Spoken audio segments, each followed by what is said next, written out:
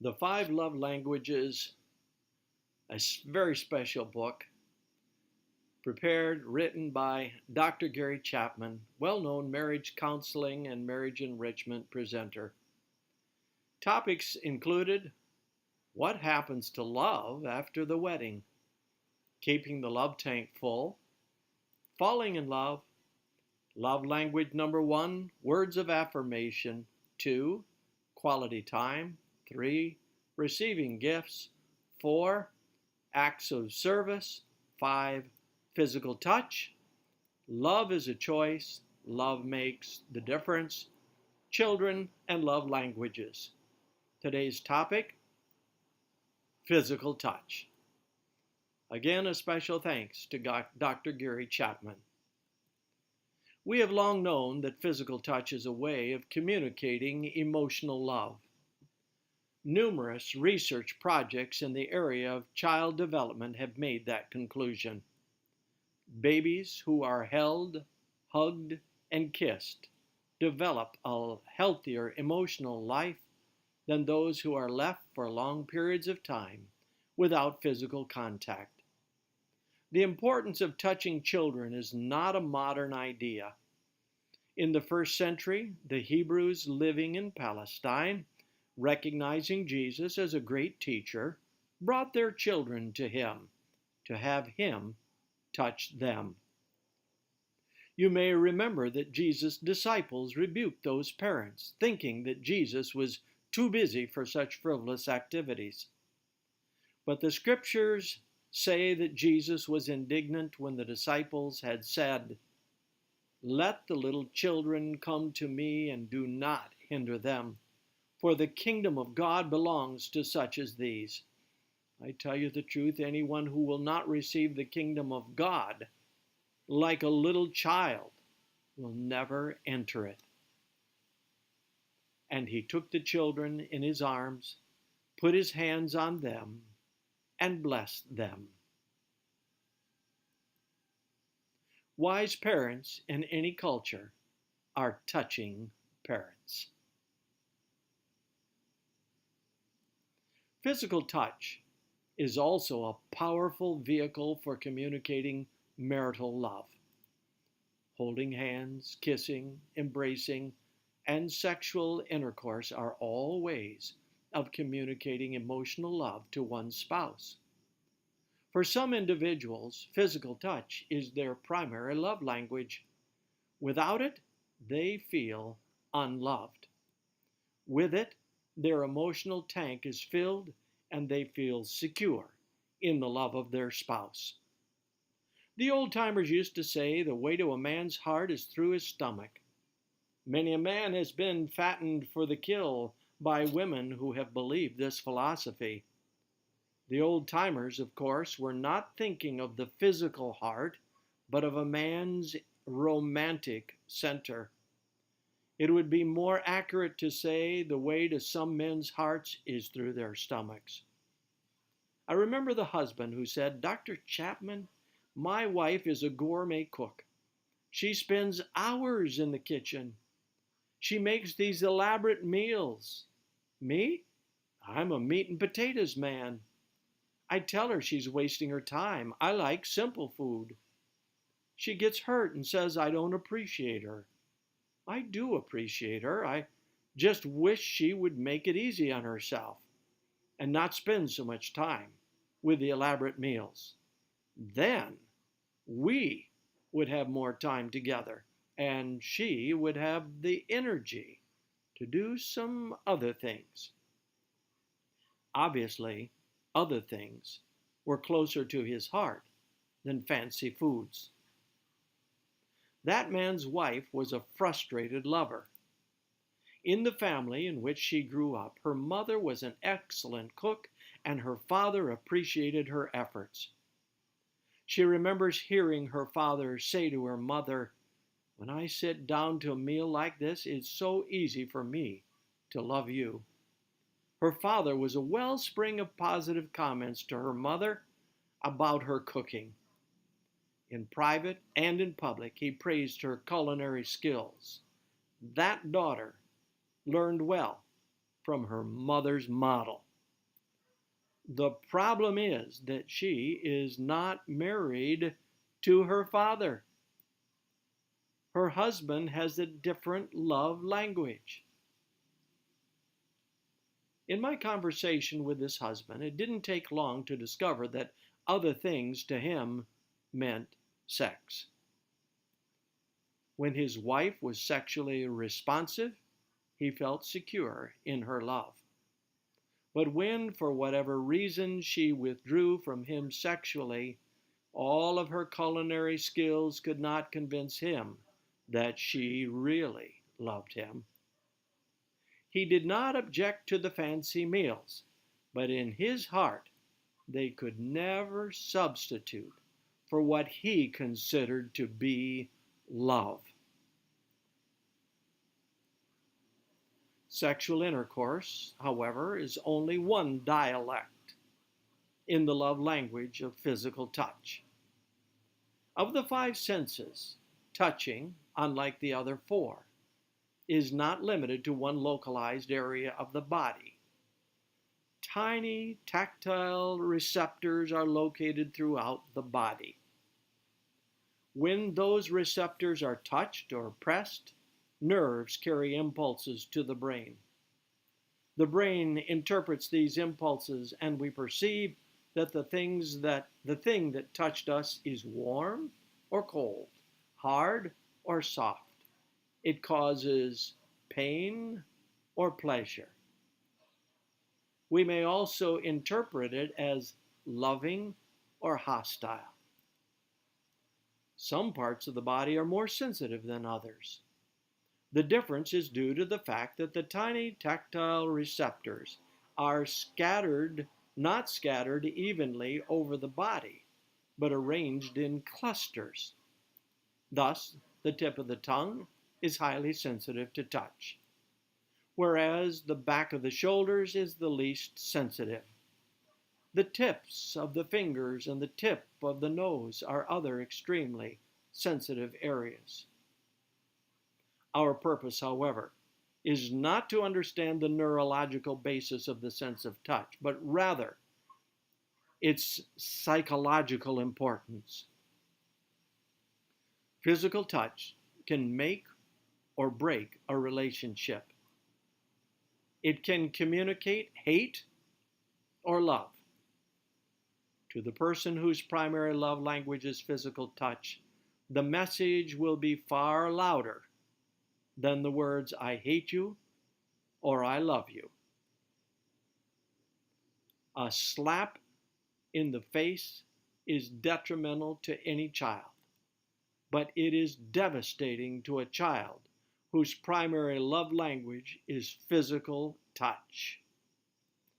The same is true of adults.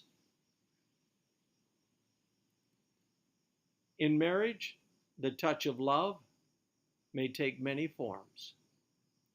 Since touch receptors are located throughout the body, lovingly touching your spouse almost anywhere can be an expression of love. That does not mean that all touches are created equal. Some will bring more pleasure to your spouse than others. Your best instructor is your spouse, of course. After all, she is the one you are seeking to love, and she knows best what she perceives as a loving touch. Don't insist on touching her in your way and in your time. Learn to speak her love dialect. Your spouse may find some touches uncomfortable or irritating. To insist on continuing those touches is to communicate the opposite of love. It is saying that you are not sensitive to her needs and that you care little about her perceptions of what is pleasant. Don't make the mistake of believing that the touch that brings pleasure to you will also bring pleasure to her. Love touches may be explicit and demand your full attention, such as in a back rub, or sexual foreplay culminating in sexual intercourse. On the other hand, love touches may be implicit and require only a moment, such as patting your hand, putting your hand on his shoulder as you pour a hot drink, or rubbing your body against him as you pass in the kitchen.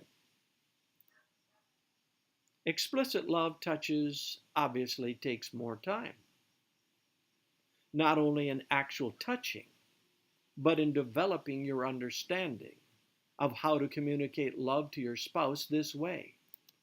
If a back massage communicates love loudly to your spouse, then the time, money, and energy you spend in learning to be a good masseur or masseuse will be well invested. If sexual intercourse is your mate's primary dialect, reading and discussing the art of sexual lovemaking will enhance your expression of love.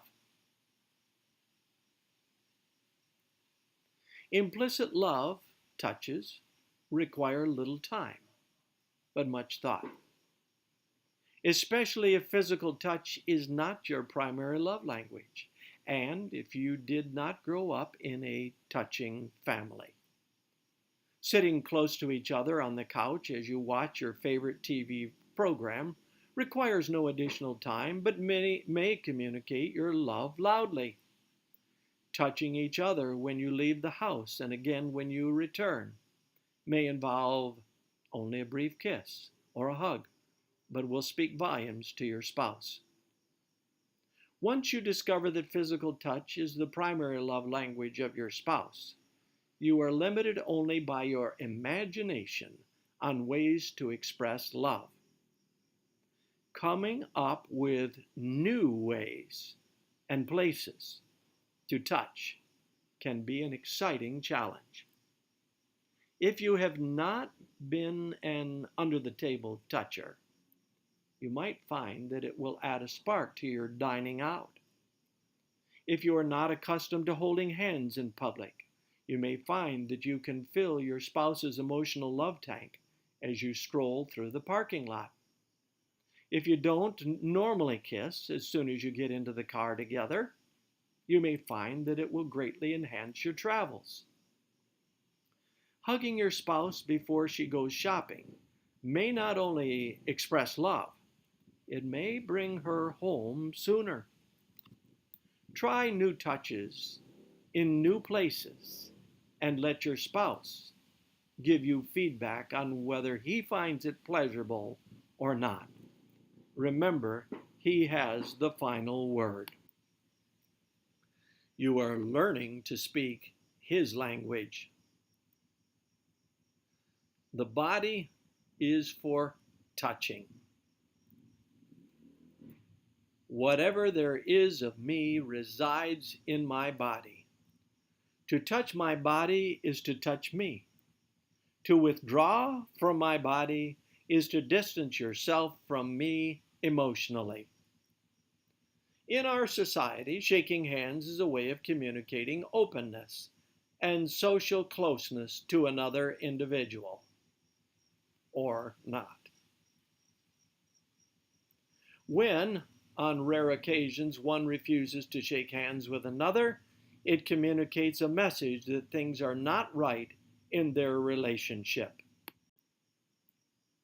All societies have some form of physical touching as a means of social greetings. The average American male may not feel comfortable with a European bear hug and kiss, but in Europe that serves the same function as our shaking hands. There are appropriate and inappropriate ways to touch members of the opposite sex in every society.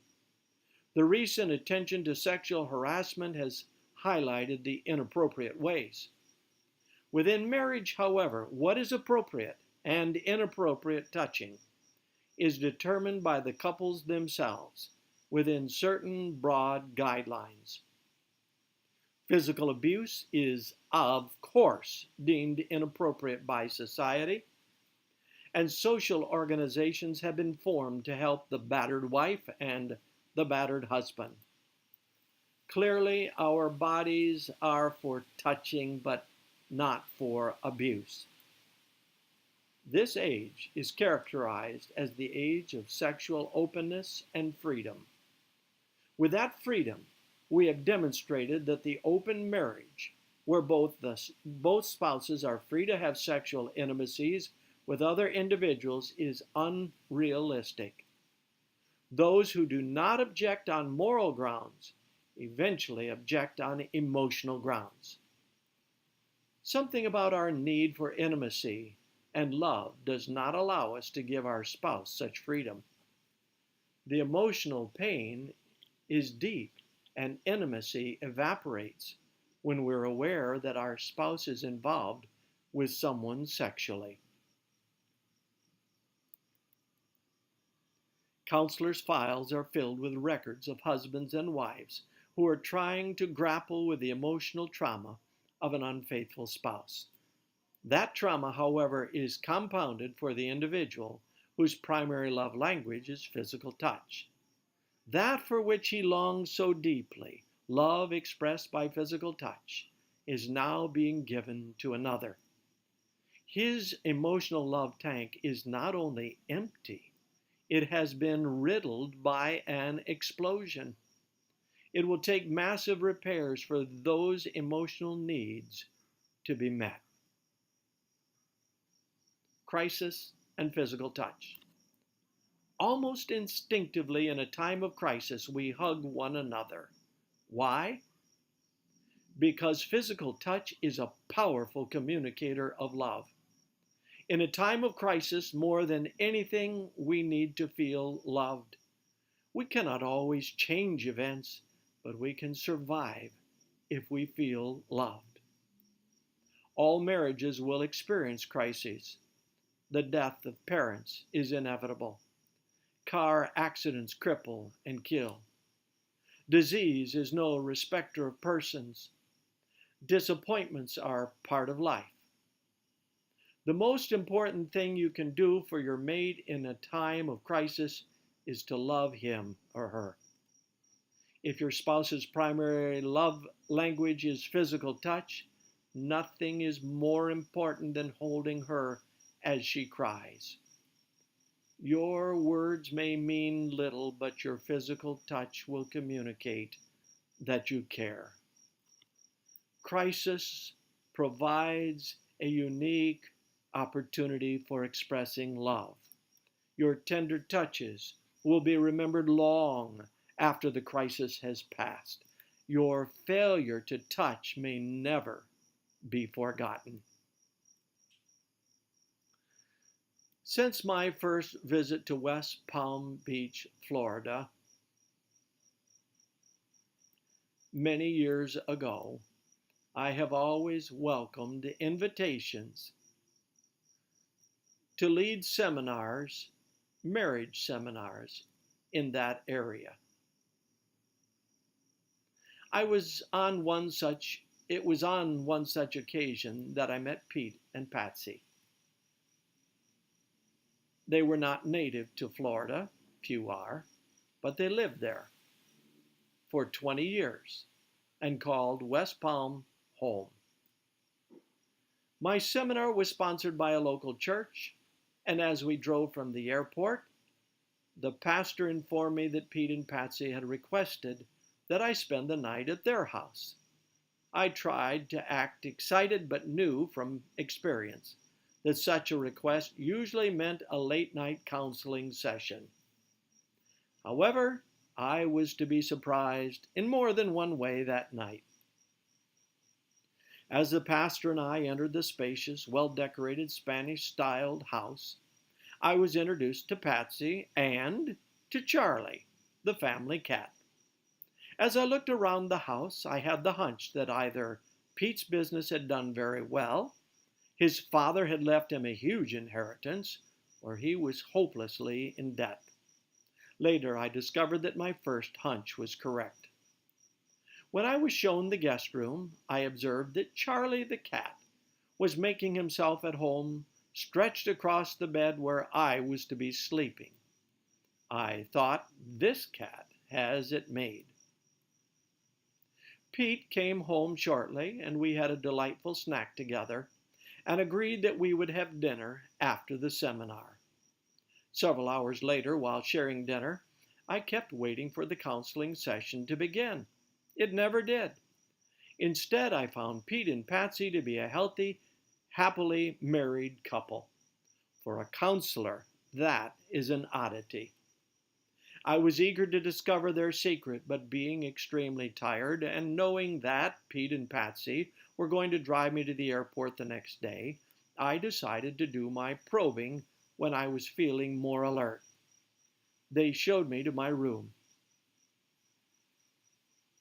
Charlie, the cat, was nice enough to leave the room when I got there.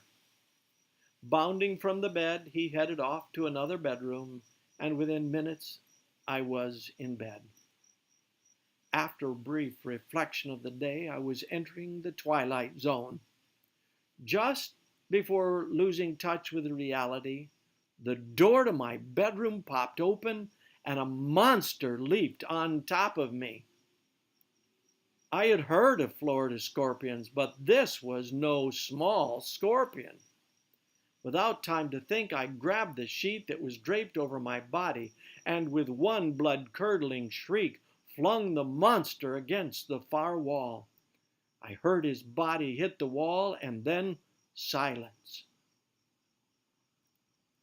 Pete and Patsy came running down the hallway, turned on the light, and we all looked at Charlie, lying still. Pete and Patsy have never forgotten me, and I have never forgotten them. Charlie did revive in a few minutes, but he did not come back to my room. In fact, Pete and Patsy told me later that Charlie never went back to that bedroom again. After my abuse of Charlie, I wasn't sure whether Pete and Patsy would still want to take me to the airport the next day, or if they would have any further interest in me at all. However, my fears vanished when after the seminar, Pete said, "Dr. Chapman, I have been to many seminars, but I have never heard anyone describe Patsy and me as clearly as you. That love language idea is true. I can't wait to tell you our story." A few minutes later, after saying goodbyes to those attending the seminar, we were in the car for our 45-minute drive to the airport, and Pete and Patsy began to tell me their story. In the early years of their marriage, they had tremendous difficulties. But some 22 years earlier, all of their friends agreed that they were the perfect couple. Pete and Patsy certainly believed that their marriage was made in heaven. They had grown up in the same community, attended the same church, and graduated from the same high school. Their parents had similar lifestyles and values. Pete and Patsy enjoyed many of the same things. They both liked tennis and boating, and they often talked about how many interests they held in common. They seemed to possess all the commonalities that are supposed to assure fewer conflicts in marriage. They began dating in their senior year in high school. They attended separate colleges, but managed to see each other at least once a month and sometimes more often. By the end of their freshman year, they were convinced that they were meant for each other. They both agreed, however, to finish college before marriage. For the next 3 years, they enjoyed an idyllic dating relationship. One weekend, he would visit her campus. The following weekend, she would visit his campus. The third weekend, they would go home to visit the folks, but spend most of the weekend with each other. The fourth weekend of each month, they agreed not to see each other, thus giving each of them freedom to develop individual interests. Except for special events such as birthdays, they consistently followed that schedule. 3 weeks after he received his degree in business, and she a degree in sociology, they were married. 2 months later, they moved to Florida, where Pete had been offered a good job. They were 2,000 miles from their nearest relatives. They could enjoy a honeymoon forever. The first 3 months were exciting, moving, finding a new apartment, enjoying life together. The only conflict that they could remember was over washing dishes. Pete thought he had a more efficient way to complete that chore, and Patsy, however, was not open to his idea. Eventually, they had agreed that whoever washed the dishes could do his or her way, and that conflict was resolved. They were about 6 months into the marriage when Patsy began to feel that Pete was withdrawing from her. He was working longer hours, and when he was home, he spent considerable time with the computer. When she finally expressed her feelings that he was avoiding her, Pete told her that he was not avoiding her, but simply trying to stay on top of his job. Patsy wasn't pleased, but she decided to give him space. Patsy began to develop friendships with other wives who lived in the apartment complex. Often when she knew Pete was going to work late, she would go shopping with one of her friends instead of going straight home after work. Sometimes she was not at home when Pete arrived. That annoyed him greatly, and he accused her of being thoughtless and irresponsible. Patsy retorted, "This is the pot calling the kettle black. Who is irresponsible? You don't even call me and let me know when you will be home. How can I be here for you when I don't even know when you will be here? And when you are here, you spend all your time with that dumb computer. You don't need a wife, all you need is a computer." To which Pete loudly responded, "I do need a wife. Don't you understand? That's the whole point. I do need a wife." But Patsy did not understand. She was extremely confused. In her search for answers, she went to the public library and checked out several books on marriage. Marriage is not supposed to be this way, she reasoned. I have to find an answer to our situation. When Pete went to the computer room, Patsy picked up her book. In fact, on many evenings, she read until midnight. On his way to bed, Pete would notice her and make sarcastic comments such as, "If you read that much in college, you would have made straight A's." Patsy would respond, "I'm not in college, I'm in marriage, and right now, I'd be satisfied with a C." Pete went to bed without so much as a second glance. At the end of the first year, Patsy was desperate. She had mentioned it before, but this time she calmly said to Pete, "I'm going to find a marriage counselor. Do you want to go with me?" But Pete answered, "I don't need a marriage counselor. I don't have time to go to a marriage counselor. I can't afford a marriage counselor." "Then I'll go alone," said Patsy. "Fine. You're the one who needs counseling anyway." The conversation was over. Patsy felt totally alone, but the next week she made an appointment with a marriage counselor. After 3 sessions, the counselor called Pete and asked if he would be willing to come in to talk about his perspective on their marriage. Pete agreed, and the process of healing began. 6 months later, they left the counselor's office with a new marriage.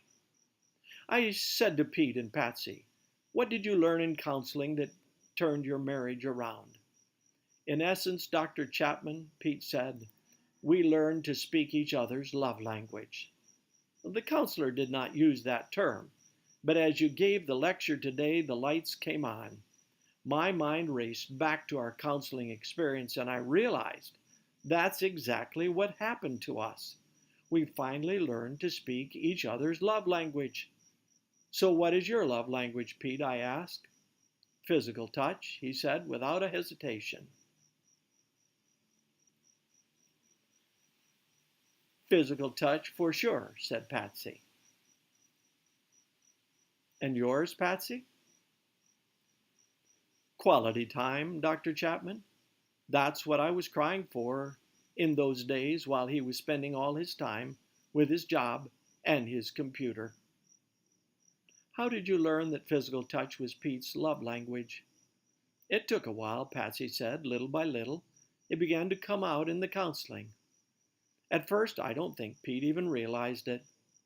She's right, Pete said. I was so insecure in my own sense of self-worth that it took forever for me to be willing to identify and acknowledge that her lack of touch had caused me to withdraw. I never told her that I wanted to be touched, although I was crying inside for her to reach out and touch me. In our dating relationship, I had always taken the initiative in hugging and kissing and holding hands and so on. But she had always been responsive. I felt that she loved me. But after we got married, there were times that I reached out to her physically and she was not responsive. Maybe with her new job responsibility, she was too tired. I don't know, but I took it personally. I felt that she didn't find me attractive. Then I decided I would not take the initiative because I didn't want to be rejected. So I waited to see how long it would be before she initiated a kiss or a touch or sexual intercourse. Once I waited for 6 weeks before she touched me at all, and I found it unbearable. My withdrawal was to stay away from the pain I felt when I was with her. I felt rejected, unwanted, and unloved. Then Patsy said, I had no idea that that was what he was feeling. I knew that he was not reaching out to me. We were not kissing and hugging and as we had done earlier. But I just assumed that since we were married, that was not important to him now. I knew that he was under pressure with his job. I had no idea that he wanted me to take the initiative. He's right. I would go weeks without touching him. It didn't cross my mind. I was preparing meals, keeping the house clean, doing his laundry, and trying to stay out of his way. I honestly didn't know what else I could be doing. I could not understand his withdrawal or his lack of attention to me. It's not that I dislike touching. It's just that it was never that important to me. It really didn't matter whether we hugged or kissed.